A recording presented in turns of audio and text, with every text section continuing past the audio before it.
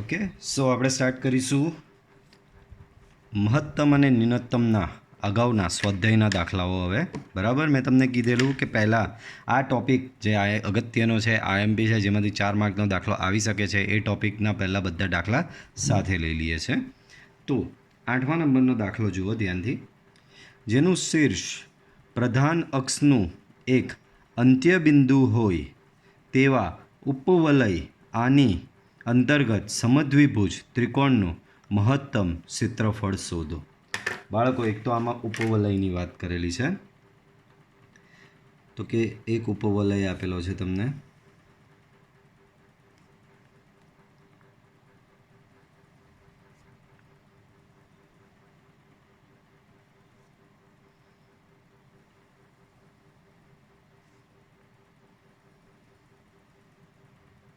બરાબર, ઉપવલય આપેલો છે તમને.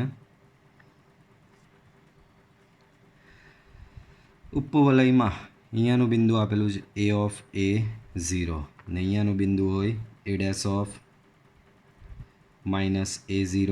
બધાને ખબર છે 11મું ધોરણ. અહીંયાનું બિંદુ B ઓફ 0B, અહીંયાનું બિંદુ B ડેશ ઓફ 0 -B. બરાબર. હવે આ ઉપવલય તો છે, ઉપવલયની અંતર્ગત એક સમદ્વિભુજ ત્રિકોણ છે જેનું શીર્ષ ઉપવલયની પ્રધાન અક્ષનું એક અંત્યબિંદુ છે. બરાબર, પ્રધાન અક્ષનું અંત્યબિંદુ હોય. બરાબર, તો આ એક શિરોબિંદુ એ જે છે એ તમારા ત્રિકોણનું એક શિરોબિંદુ છે. બરાબર, કેવા ત્રિકોણનું? સમદ્વિભુજ ત્રિકોણનું શિરોબિંદુ છે. બરાબર, તો આપણે શોધવાનું છે સમદ્વિભુજ ત્રિકોણનું મહત્તમ ક્ષેત્રફળ.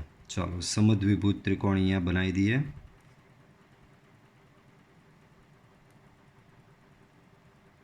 બરાબર, તો અહીંયાનું બિંદુ એ છે, અહીંયાના બિંદુને નામ આપી દઉં P, અહીંયાના બિંદુને નામ આપી દઉં Q. આ બિંદુના યામ તો મળી ગયા A ઓફ A0. બાળકો, P બિંદુ તો 11મું ધોરણ યાદ કરીએ કે ઉપવલયના પ્રચલ સમીકરણો x બરાબર a cos થીટા, y બરાબર a sin થીટા, x બરાબર a cos થીટા, y બરાબર a sin થીટા. એના પરથી ઉપવલયના કોઈપણ બિંદુ, આ બિંદુ ત્રિકોણનું ઉપવલય પર આવેલું છે તો આ બિંદુના યામ થશે a cos theta, b sin theta. શું થશે? a cos theta, b sin theta. અને આ બિંદુના યામ થશે, ચોથું ચરણ છે તો આ ચોથા ચરણમાં આ બાજુનો x યામ ધન આવે અને y યામ ઋણ આવે તો a cos theta minus b sin theta. બરાબર, તો પહેલાં તો મને ત્રિકોણ જે છે તમારા ઉપવલયની અંતર્ગતમાં જે સમદ્વિભુજ ત્રિકોણ છે એ સમદ્વિભુજ ત્રિકોણના 3 શિરોબિંદુના યામ મળી ગયા. તો અહીં ત્રિકોણ APQના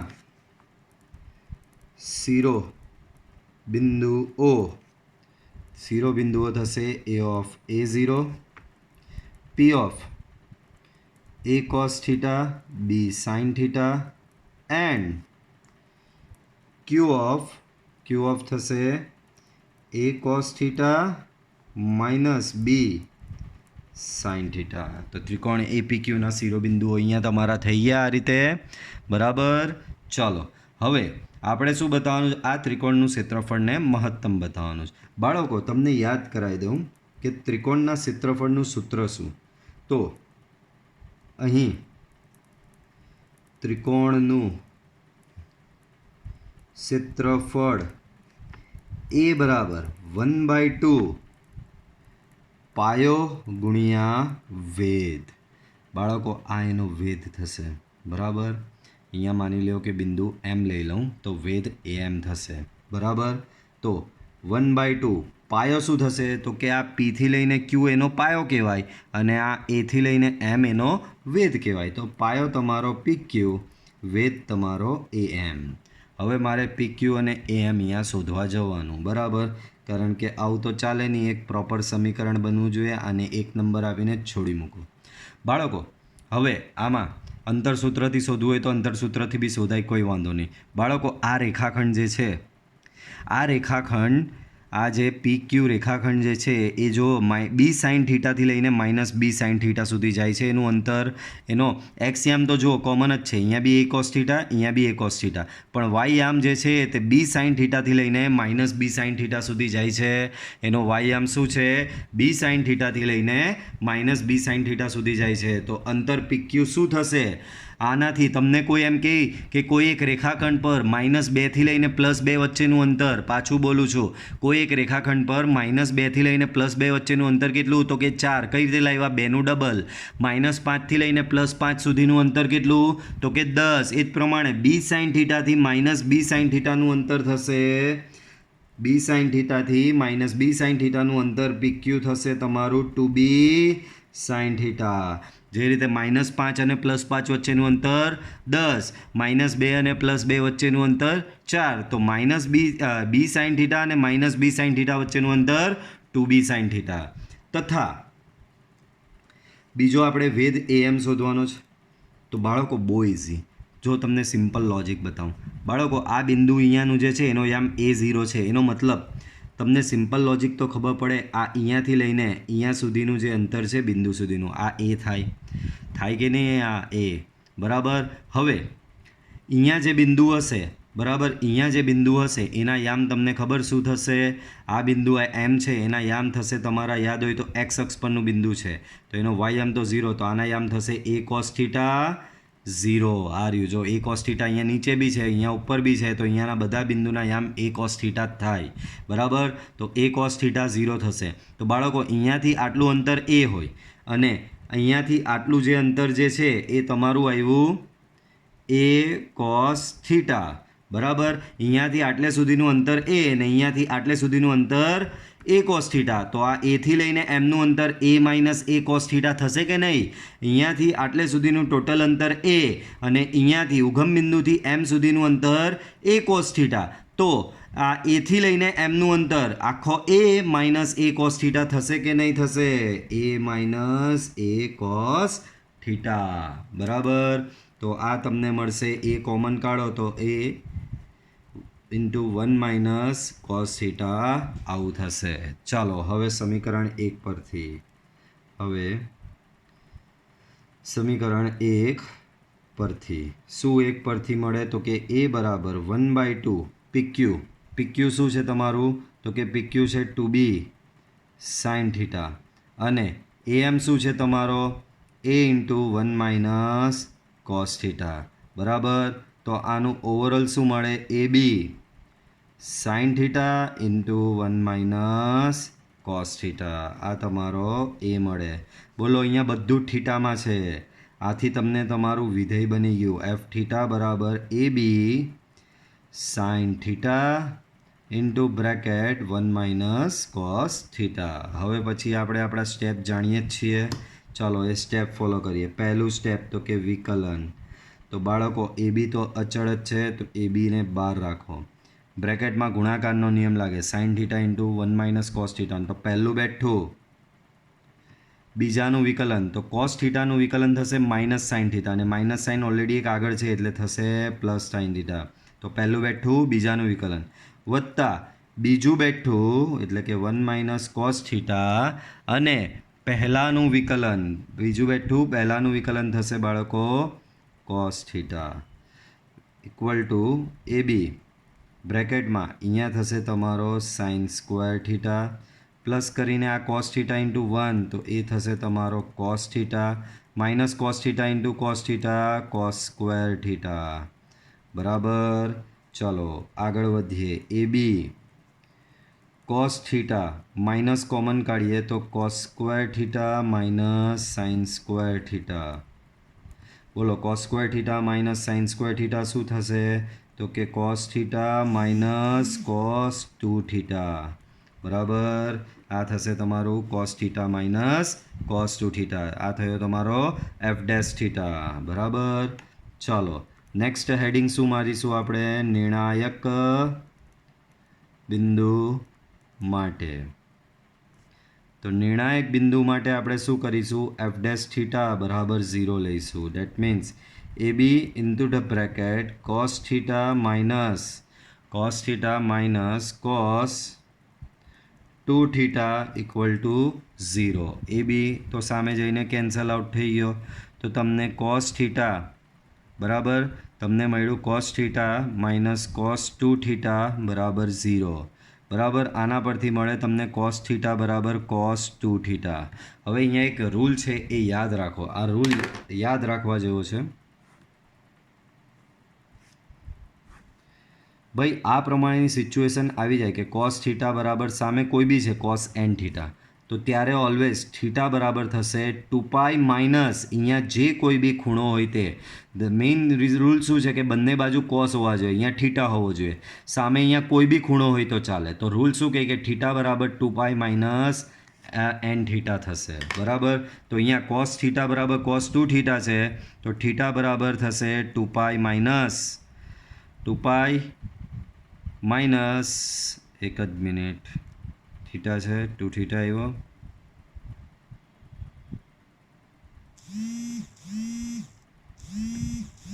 માઇનસ ટુ થીટા. બરાબર ચાલો આગળ વધીએ. તો હવે આગળ વધીએ અહીંયા. તો આગળ વધતા અહીંયા આ ટુ થીટા અહીંયા સામે આવે તો એ થઈ જશે તમારો 3 થીટા બરાબર 2π. સો થીટા બરાબર થશે તમારો 2π/3. થીટા બરાબર શું થશે? એક મિનિટ મને કેમેરો જરા એડજસ્ટ કરી લેવા દેજો.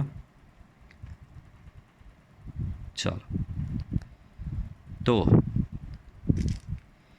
તમને ફાઇનલી નિર્ણાયક બિંદુ મળી ગયું થીટા બરાબર 2π/3. હવે આપણે બતાવવાનું શું છે? ત્રિકોણનું ક્ષેત્રફળને મહત્તમ બતાવવાનું છે.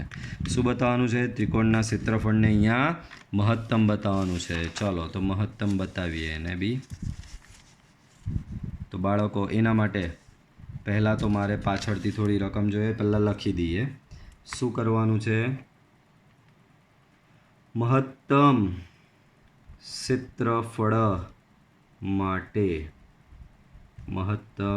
ક્ષેત્રફળ માટે તો એના માટે પહેલાં એફ ડેશ થીટાને યાદ કરીએ. એફ ડેશ થીટા તમારો આવો કઈ આવેલો A B cos theta minus cos two theta. બરાબર તો અહીંયા લખી દઈએ આપણે. શું લખી દઈએ? એફ ડેશ થીટા બરાબર A B into the bracket cos theta minus cos two theta. બરાબર આના પરથી દ્વિતીય વિકલિત મેળવવાનું એફ ડબલ ડેશ થીટા. તો એ બી કોસ થીટા થશે અહીંયા તમારું એનું વિકલન માઇનસ સાઇન થીટા, અને અહીંયા કોસ ટુ થીટાનું વિકલન થશે sine two theta in the bracket 2. બરાબર therefore F double dash theta બરાબર A B 2 sine two theta minus sine theta આવું કંઈક થશે. બરાબર હવે આમાં થીટા બરાબર 2π/3 મૂકી દઈએ આપણે. તો સબ ફૂદડી મારવાની x બરાબર 2π/3 માટે. બરાબર x બરાબર 2π/3 માટે. તો એફ ડબલ ડેશ 2π/3 બરાબર A B બ્રેકેટમાં 2 times sign 2 times બરાબર અહીંયા થીટાની જગ્યાએ 2π/3 મૂકો તો 4π/3 થશે માઇનસ સાઇન 2π/3. ચાલો આગળ વધીએ. સો એ બી સાઇન 4π/3 એટલે થશે બાળકો પાઈ પ્લસ π/3. બરાબર અને સાઇન 2π/3 તો એ થશે પાઈ માઇનસ π/3. ચાલો તો એ બી બરાબર સાઇન પાઈ પ્લસ π/3 એટલે ત્રીજું ચરણ. ઓલ એસટીસી પ્રમાણે ત્રીજું ચરણ 10નું, પણ અહીંયા તો સાઇન છે એટલે માઇનસ સાઇન લાગશે આગળ. સો -2 ટાઈમ્સ સાઇન π/3 અને અહીંયા પાઈ માઇનસ π/3 બીજું ચરણ સાઇનનું પોતાનું જ છે, તો સાઇન π/3 આવું કંઈક આવશે. સો એ બી સાઇન π/3 શું થાય? તો કે સાઇન π/3 બધાને ખબર, તો કે એ થશે √3/2. Again sine π/3 √3/2.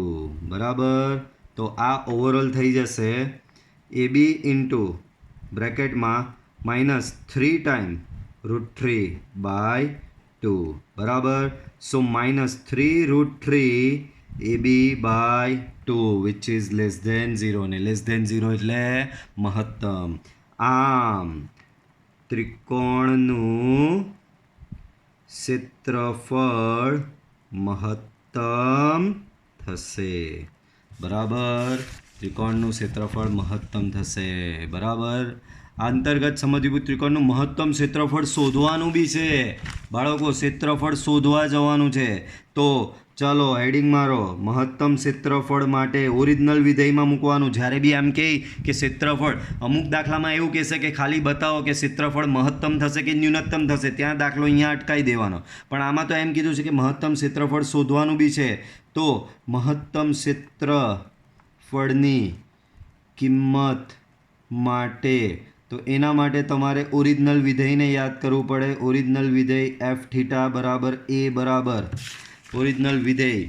Wear is your original are you A B sine theta into 1 minus cos theta બરાબર. A B sine theta into 1 minus cos theta બરાબર, which is equal to A B sine 2π/3 1 minus cos 2π/3 બરાબર. ચાલો, સો એ B sign pi minus 2π/3 એટલે શું થશે? Pi minus પાઈ/3. 1 minus cos 2π/3 એટલે પાઈ minus પાઈ/3 બરાબર. તો અહીંયા થશે એ બી સાઇન પાઈ માઇનસ પાઈ/3 બાળકો. પાઈ માઇનસ પાઈ/3 બીજું ચરણ છે બરાબર. તો અહીંયા તમારું થશે સાઇન પાઈ/3. અહીંયા 1 માઇનસ કોસ પાઈ માઇનસ પાઈ/3 બીજું ચરણ સાઇનનું અહીંયા કોસ છે એટલે એક માઇનસ લાગશે એટલે આગળ પ્લસ થઈ જશે અને અહીંયા આવશે કોસ પાઈ/3. તો અહીંયા સાઇન પાઈ/3 બધાને ખબર કે √3/2. 1 પ્લસ કોસ પાઈ/3 કોસ પાઈ/3 થશે 1/2. સો અહીંયા થશે √3 AB/2 ઇન્ટુ 3/2. સો 3√3 AB/4 એકમ બરાબર. તો આ તમારા ત્રિકોણનું મહત્તમ ક્ષેત્રફળ આ રીતે મળશે. ઓકે, તો સરસ દાખલો હતો એક. આગળ વધીએ. તો ટાંકો આવ્યો પાણીનો. જોઈએ પાણીના ટાંકામાં શું કરવાનું છે. લંબચોરસ આધાર તથા પૃષ્ઠો ધરાવતી એક ખુલ્લી ટાંકીની ઊંડાઈ 2 મીટર છે. ભાઈ ખુલ્લો ટાંકો બનાવેલો છે અહીંયા, તો બનાવીએ આપણે જેવો બને એવો. લંબચોરસ આકાર કીધો છે બરાબર. શું કીધો છે તમને? લંબચોરસ આકારનો ખુલ્લો ટાંકો છે પાણીનો બરાબર.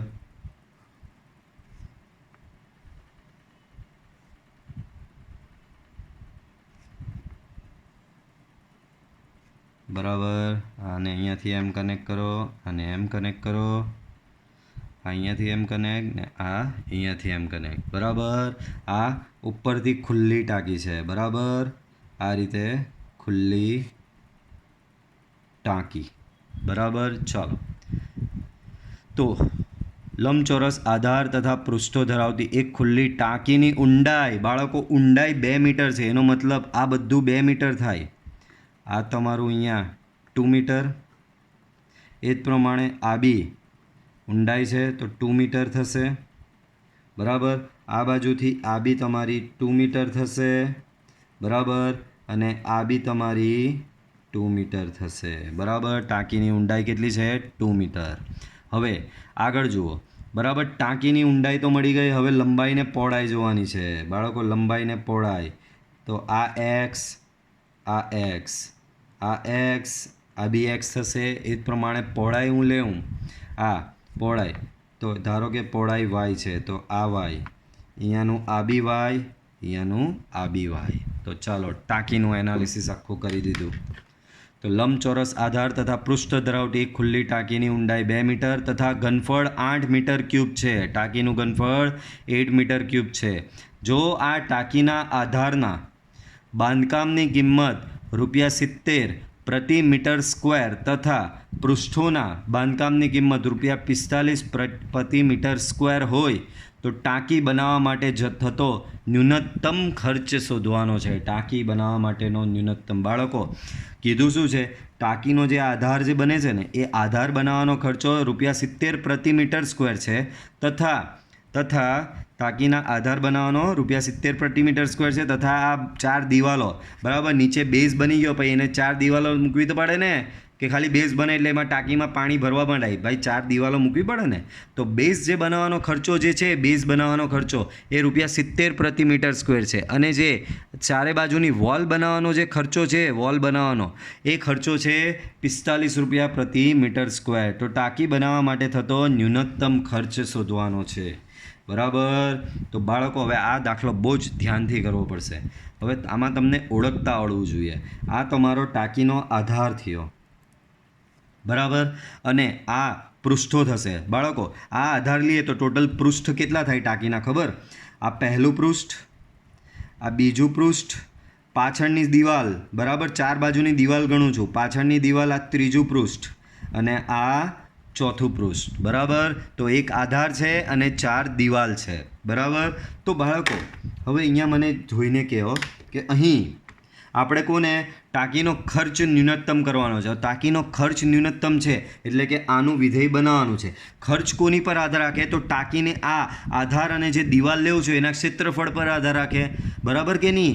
ટાંકી બનાવવા માટે જે સિમેન્ટ ઈંટ રેતી જે કંઈ બી વપરાય છે એ કોના પર આધાર રાખે? આ આધાર કેટલો બનાવો ને આ તમે દિવાલ કેટલી બનાવો છો એના પર, એના પૃષ્ઠફળ પર આધાર રાખે. તો અહીં ટાંકીના આધારનું ક્ષેત્રફળ, ટાંકીનો આધાર આ નીચેનો આધાર બોલો આનું આધારનું ક્ષેત્રફળ લંબાઈ ગુણ્યા પહોળાઈ x × y થશે તથા ટાંકીના પૃષ્ઠોનું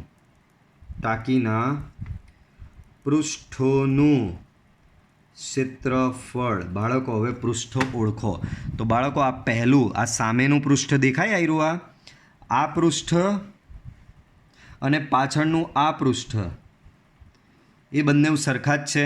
તો આ ફ્રન્ટનું જે પૃષ્ઠ છે એની લંબાઈ જો x છે અને પહોળાઈ 2 મીટર છે. જો આ એની ઊંડાઈ આ x એની લંબાઈ અને એની ઊંડાઈ 2 મીટર છે બરાબર.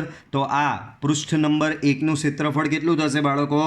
2x અને પૃષ્ઠ નંબર 1 એટલે પાછળનું. ચલો આને થોડું અહીંયા વ્યવસ્થિત લખી દઈએ. તો ટાંકીના પૃષ્ઠોનું ક્ષેત્રફળ એટલે શું થશે ખબર? પૃષ્ઠ 1નું ક્ષેત્રફળ વત્તા પૃષ્ઠ 2નું ક્ષેત્રફળ વત્તા પૃષ્ઠ 3નું ક્ષેત્રફળ વત્તા પૃષ્ઠ 4નું ક્ષેત્રફળ. 4 પૃષ્ઠો છે બાળકો. આ પહેલા પૃષ્ઠની વાત કરું તો પહેલા પૃષ્ઠની લંબાઈ x છે અને પહોળાઈ 2 છે તો પૃષ્ઠ 1નું ક્ષેત્રફળ થશે 2x. પૃષ્ઠ 2ની વાત કરું તો એની લંબાઈ y છે અને પહોળાઈ 2 છે તો પૃષ્ઠ 2નું ક્ષેત્રફળ થશે તમારું 2y. પૃષ્ઠ 3 એટલે પાછળનું પૃષ્ઠ તો પાછળના પૃષ્ઠની લંબાઈ x છે અને પહોળાઈ એની 2 છે તો એનું ક્ષેત્રફળ થશે 2x. અને પૃષ્ઠ 4 આ પૃષ્ઠનું એની લંબાઈ y ને પહોળાઈ 2 છે તો એનું ક્ષેત્રફળ થશે બાળકો 2y બરાબર. તો ઓવરઓલ થયું તમારું 4x બરાબર. 2x + 2x 4x + 4y. તો આધારનું ક્ષેત્રફળ બી શોધી લીધું, પૃષ્ઠોનું ક્ષેત્રફળ બી શોધી લીધું. આમ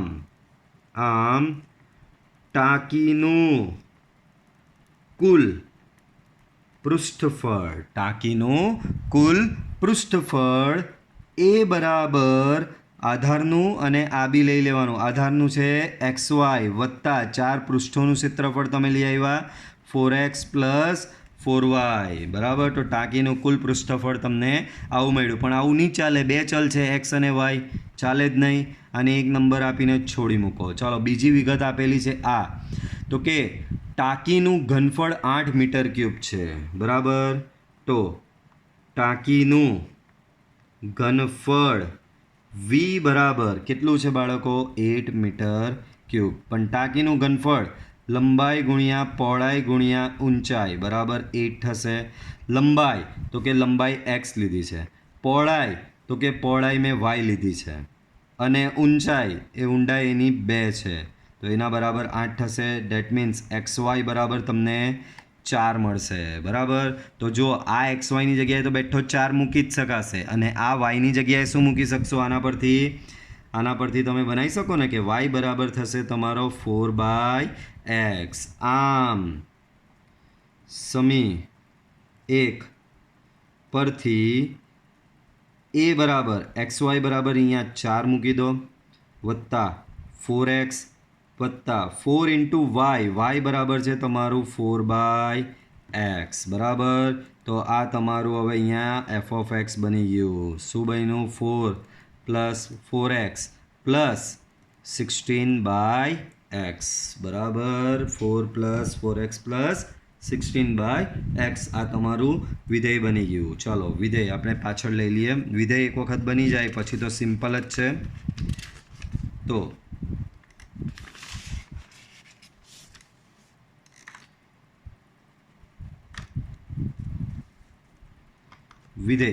વિધેય તમારું શું આવ્યું અહીંયા?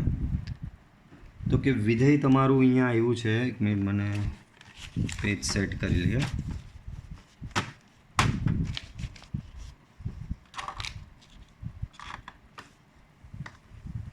Camera is set. Okay, done. તો અહીંયા તમને મળ્યું છે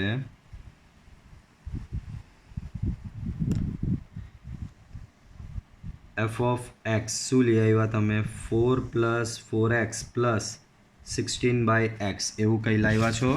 તમારું વિધેય શું છે? F of x 4 + 4x + 16/x. ચાલો હવે આપણે આપણા સ્ટેપ ફોલો કરીએ. પહેલું સ્ટેપ એફ ડેશ એક્સ. 4નું વિકલન તો 0, 4xનું વિકલન તો અહીંયા તમને 4 મળશે.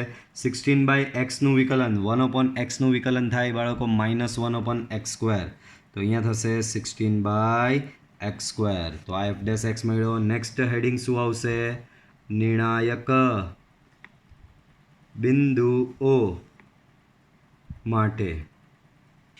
નિર્ણાયક બિંદુઓ માટે, તો નિર્ણાયક બિંદુઓ માટે આપણે શું કરીએ? એફ ડેશ એક્સ બરાબર 0.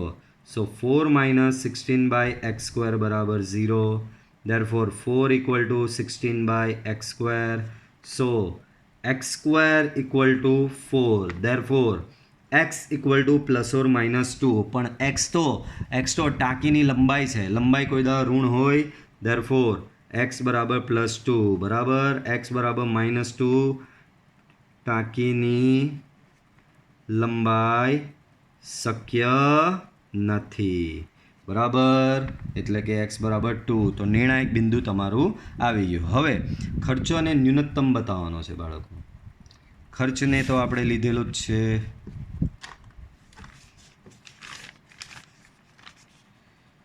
ઓકે, ચલો અંડુ Ctrl+Z. આપણે ખર્ચો લાવવાનો છે, કોઈ વાંધો નહીં.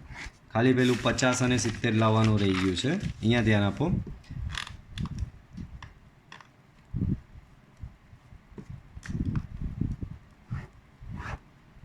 આપણે શું લાવેલા? ટાંકીના આધારનું ક્ષેત્રફળ XY લઈ આવેલા, ટાંકીના પૃષ્ઠનું ક્ષેત્રફળ આ લઈ આવેલા. આધારનું ક્ષેત્રફળ ને 4 પૃષ્ઠોનું ક્ષેત્રફળ. હવે આધાર બનાવવાનો ખર્ચાને ધ્યાને લેવાનો હતો ને આપણે. બરાબર, આધારના બાંધકામની કિંમત ₹70 પ્રતિ મીટર². તો આ જે આવ્યું છે ને, આ મીટર² આવ્યું, આ બી તમારું મીટર² આવ્યું બાળકો. તો આ આધારનું કુલ ક્ષેત્રફળ XY મીટર² છે અને 1 મીટર² દીઠ 70 રૂપિયા ભાવ છે. બરાબર, તો 1 મીટર² દીઠ ભાવ ₹70. તો XY મીટર દીઠ ભાવ શું થશે? 70 × XY થશે ને. તો આધારના બાંધકામ આપણે ક્ષેત્રફળને ન્યૂનતમ નહીં બતાવવાનું, આપણે ખર્ચને ન્યૂનતમ બતાવવાનું. તો અત્યારે જે આપણે પ્રોસેસ કરેલી એ ક્ષેત્રફળ ન્યૂનતમ પ્રમાણેની હતી, એ બરાબર હતી, પણ આપણે દાખલામાં જોયું નહીં ન્યૂનતમ ખર્ચ બતાવવાનો, તો ખર્ચને ઇન્ક્લુડ કરી દઈએ. તો આધારના બાંધકામનો ખર્ચ, તો આધારના બાંધકામનો ખર્ચ શું થશે બાળકો? આધાર તમારું XY મીટર સ્ક્વેર છે, તો 1 મીટર સ્ક્વેરનો ખર્ચ 70 રૂપિયા, તો XY મીટર સ્ક્વેરનો 70 XY થશે, બરાબર. સેમ પૃષ્ઠોના બાંધકામનો ખર્ચ, તો પૃષ્ઠોમાં 1 મીટર સ્ક્વેર દીઠ ₹45 હોય, પૃષ્ઠોના બાંધકામમાં 1 મીટર સ્ક્વેર દીઠ ₹45 હોય, તો 4x + 4y મીટર સ્ક્વેર દીઠ થશે તમારું 45 × 4x + 4y, બરાબર. તો આના પરથી તમારો કુલ ખર્ચ શું થશે? આના પરથી ટાંકીના બાંધકામનો કુલ ખર્ચ = બરાબર. આધારનો ખર્ચ તમે 70XY લાવ્યા, આધારનો ખર્ચ છે 70XY, અને પૃષ્ઠોનો ખર્ચ છે તમારો 45 × 4x + 4y, 45 × 4x + 4y, બરાબર. હવે આમાં પાછા બે ચલ આવ્યા, ચાલે જ નહીં. બે ચલ આવે તો આપણે ચલાવીએ છીએ, નહીં ચલાવતા, તો આને આપી દો સમીકરણ નંબર 1. ચાલો, હવે ટાંકીનું ઘનફળ તમને 8 મીટર ક્યુબ આપેલું છે, એટલે કે V = 8 મીટર ક્યુબ છે. V એટલે કે LBH. 8 લંબાઈ આપણી x હતી, પહોળાઈ આપણી y હતી, ને ઊંડાઈ આપણી 2 હતી, એના બરાબર 8. Therefore XY = 4. આ પ્રોસેસ તો આગળ જે કરેલી એ જ છે, આપણે ખાલી 2 લાઈન લખવાની રહી ગયેલી હતી, બાકી બધું કરેક્ટ હતું. ચાલો, તો XY = 4, સો આના પરથી y બરાબર તમને મળશે 4/x. ચાલો, આમ સમીકરણ 1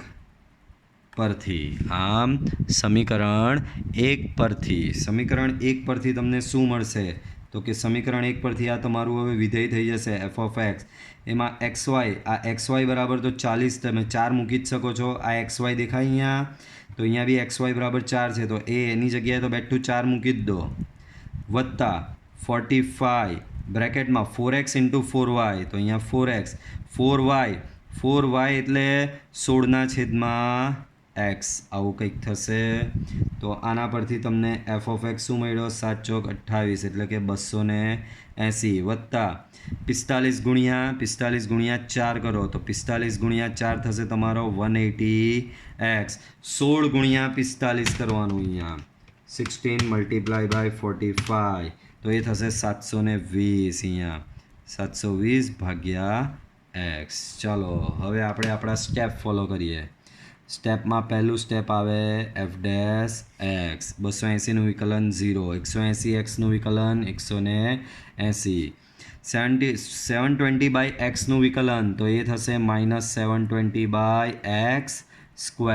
તો આ તમારો શું આવ્યો? f'(x) આવ્યો, બરાબર. ચાલો, એના પરથી નિર્ણાયક બિંદુઓ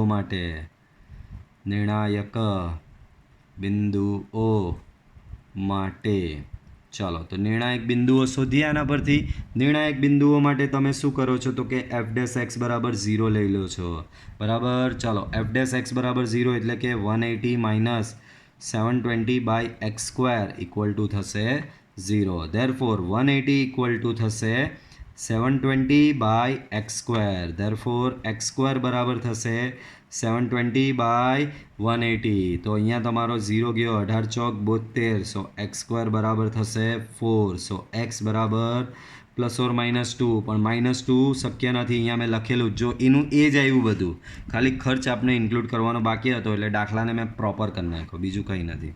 તો x બરાબર +2. રીઝન x બરાબર -2.